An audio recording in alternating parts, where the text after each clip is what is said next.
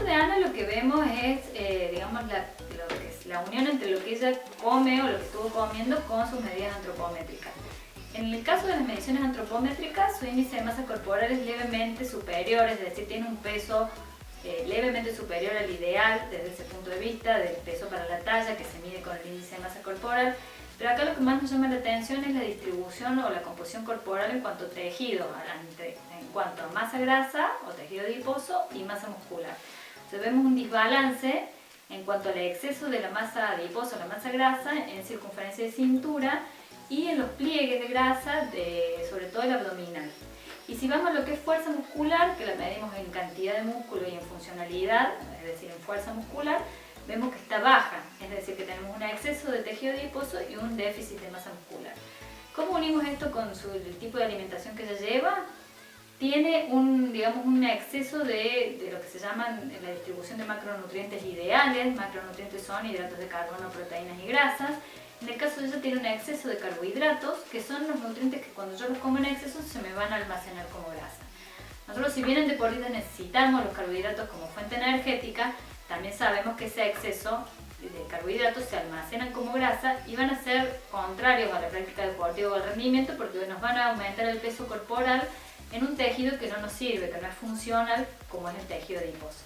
Es decir, que en el caso concreto de ella, lo que tenemos que hacer es bajar los carbohidratos, seleccionar el tipo de carbohidratos, en qué horario los va a comer y aumentar las proteínas. En el caso de ella, como ella no consume carne, tenemos que cubrir la cantidad de proteínas, que son aproximadamente entre 1 gramo y 1.2 gramos por kilo de peso, en base a otros alimentos. Seguramente va a ser un huevo, vamos a ir viendo con qué los cubrimos.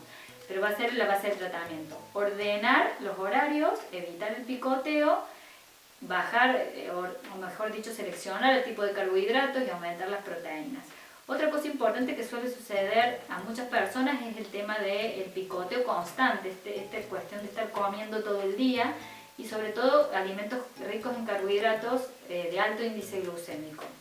¿Cuáles son concretamente esos carbohidratos de alto índice glucémico? En general muchas galletas, los panificados, los criollitos, los dulces, todo eso que nos van a producir un pico de glucemia muy acusado y la descarga de insulina. Cuando tengamos este pico glucémico insulínico muy acusado, esta baja posterior de la glucemia nos hace que tengamos hambre. Es la típica sensación de "ay, tengo hambre de nuevo" y cuando comí hace 2 horas. Entonces voy de nuevo a picotear o a comer este snackeo de, en general, cosas ricas en carbohidratos, copos de cereales, galletitas, una barrita de cereal, y al rato nuevamente voy a tener hambre. Entonces, ¿cuál sería el objetivo también con ella? Normalizar esta curva, y esto lo logramos con alimentos más ricos en fibra, como pueden llegar a ser la fruta, los vegetales, y también las proteínas nos ayudan en ese sentido.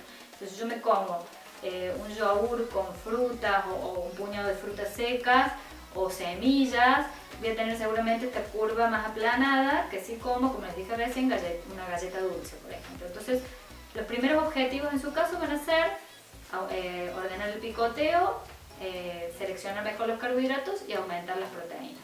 Bueno, es una experiencia muy linda porque me sorprendió que los resultados estuviesen tan rápido. La devolución que me hizo fue muy completa y me hizo varias preguntas desde cómo era mi rutina alimenticia desde que me levanto hasta que me acuesto, y luego me realizó un par de mediciones y me dio una devolución muy completa y como que me sacó la ficha, así, qué estoy comiendo de más, qué debo incorporar, y me va a mandar después por mail, me va a enviar una especie de plan como para modificar ciertos hábitos. Por ejemplo, incorporar más proteínas y disminuir la ingesta de los carbohidratos hacia deshora y evitar el picoteo. Muy linda la experiencia, hermosa. En el caso de Anto, desde el punto de vista antropométrico, es decir, las medidas, tenemos la mayoría de las medidas que dan dentro del rango de normalidad, y en el caso del corredor está perfecto, porque el peso para la talla, que es el índice de masa corporal, le da dentro del rango normal, es decir, más de 18,5, pero de la media para abajo, ella tiene 18,77, que quiere decir que es liviana, y para correr eso nos viene bien. Con respecto a la masa grasa también está muy bien, porque tiene 24,5 y el tope es 30%, es decir, que tiene muy buena masa adiposa y peso para corredor, tiene bajo nivel de grasa. Sin embargo, algo que llama la atención es que su masa muscular en cantidad y en funcionalidad, en las dos cosas, está un poco baja. A veces nos suele suceder que la cantidad es poca, es decir, tiene poquita masa muscular, pero la funcionalidad es buena, entonces ahí no hay tanto problema.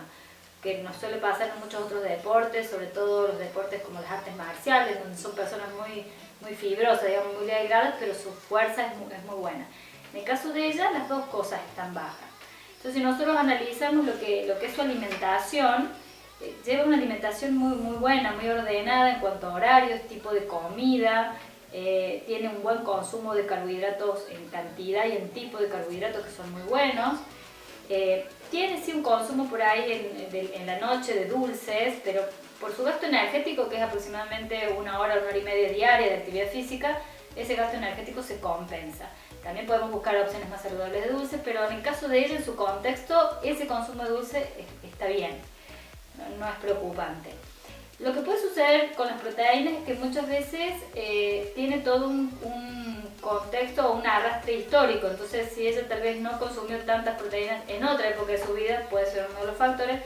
Y puede ser uno de los factores también que la cantidad neta de proteínas no alcance a cubrir su gran actividad, porque si nosotros vemos otras personas que a lo mejor entrenan 2 o 3 veces por semana, en el consumo probablemente sea correcto, pero en el caso de ella, que es 1 hora o 1 hora y media diaria, es una actividad muy intensa. Entonces en ese caso muchas veces suelen subir las proteínas de 1 gramo, que es lo estándar, a unos 5, unos 7 gramos por kilo, y probablemente si nosotros le hacemos el conteo de proteínas, eso no llega a cubrir esa cantidad, que puede llegar a ser unos 60, 70 gramos de proteína, y probablemente ella llegue a 50 o a 60, a grosso modo, y probablemente eso en forma diaria haga que nos esté faltando un poquito de fuerza y de masa. Entonces vamos a ir ajustando las proteínas. Estos son procesos un poco más largos que los de pérdida de grasa. Nosotros pérdida de grasa en 1 mes, mes y medio del desafío probablemente lo vayamos a ver en el otro caso, pero en este caso el tema de la ganancia de masa muscular y de fuerza muscular suelen ser procesos de 1 año o un poquito más. Entonces en el caso de ella, lo que vamos a hacer es ajustar la cantidad neta de proteínas y probablemente subir un poquitito las calorías para que esa proteína se pueda transformar en músculo. Porque otro de los factores suele ser, si yo tengo un desgaste muy grande calórico y no cubro la cantidad de calorías, mi cuerpo va a recurrir a mi músculo, o sea, me voy a ir quemando mi músculo.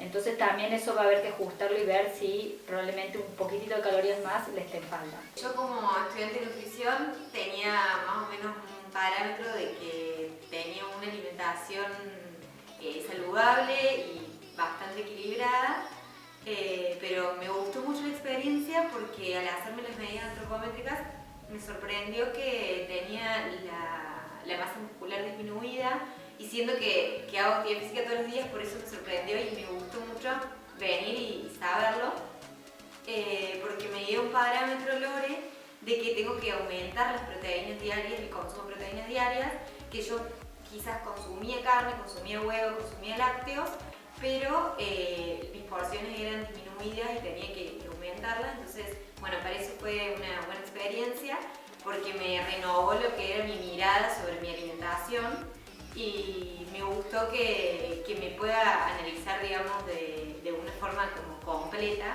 tanto desde mis hábitos hasta, bueno, mi composición corporal.